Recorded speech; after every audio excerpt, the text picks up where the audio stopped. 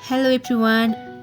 कतिजनाले मलाई चिन्नुहुन्छ, कतिजनाले चिन्नुहुन्न। I am Rachana Shrestha Magar from Lalitpur.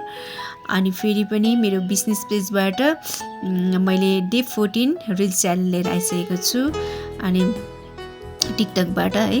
अनि आजको टपिक रहेको छ सेलिब्रेट स्मल विन्स है। सानो कुरामा पनि हामी खुसी हुनुपर्ने कुराहरू के हो। साँच्चीकै म पनि अहिले त्यस्तै के सानो कुराहरूमा खुसी भइरहेको छु। अनि म हरेक दिन नयाँ कुरा सिक्न पाउँदा पनि खुसी भइरहेको छु होइन। सानो कुराहरू एचिभ गर्दा पनि खुसी भइरहेको छु। जब हामी सानो कुराहरूमा हामी विन्स हुन्छौँ है, अनि एचिभ गर्छौँ अनि खुसी लाग्दो रहेछ होइन। अनि जब म कहिलेकाहीँ हामी मानिस हो, मान्छेमा नेगेटिभ थटहरू पनि आउँछ, कहिले हाँसो कहिले खुसी पनि आउँछ। तर पनि हामी सानो कुरामा पनि सानो स्टेपमा पनि हामी खुसी हुन सिक्यो भने चाहिँ आफ्नो लाइफ चाहिँ एकदमै हेल्दी हुँदो रहेछ होइन। एकदमै आफूलाई आनन्द फिल चाहिँ आउँदो रहेछ। सो त्यस्तै आजको यो टपिकले चाहिँ त्यही सिकाउँछ।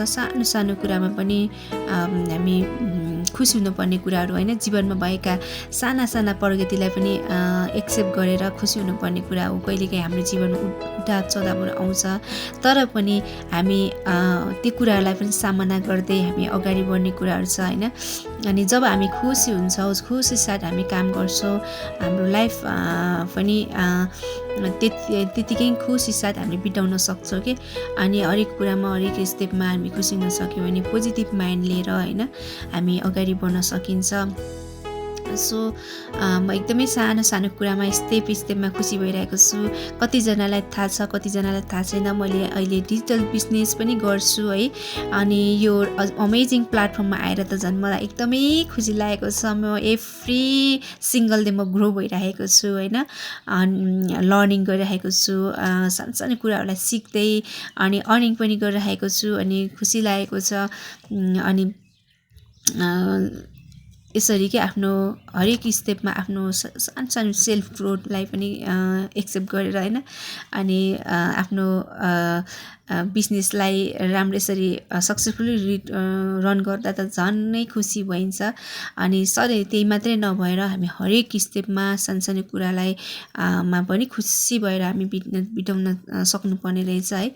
आजको टपिक मेरो यही रहेको छ। हजुरहरू पनि सानो कुरामा खुसी हुनुहोस्, अनि आफ्नो लाइफलाई सहज तरिकाले लानुहोस् होइन।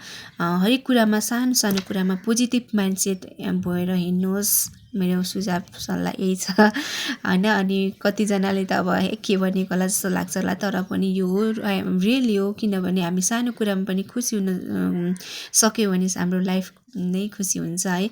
अनि त्यही हो। अनि हजुरहरूले यस्तो खालको डिजिटल अपर्च्युनिटी खोज्नु भएको छ भने मलाई डाइरेक्ट रिच आउट गर्नुहोस्, मलाई भन्नुहोस् होइन।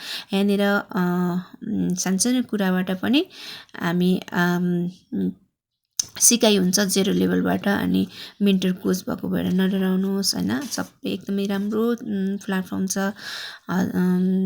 प्लिज मलाई अनि मेसेज गर्नुहोस्। मेरो वेबसाइट छ www.rachanasingi.com मा गएर पनि रजिस्टर गर्न सक्नुहुन्छ। मैले त्यहाँ लेखिदिनेछु है। Bye bye.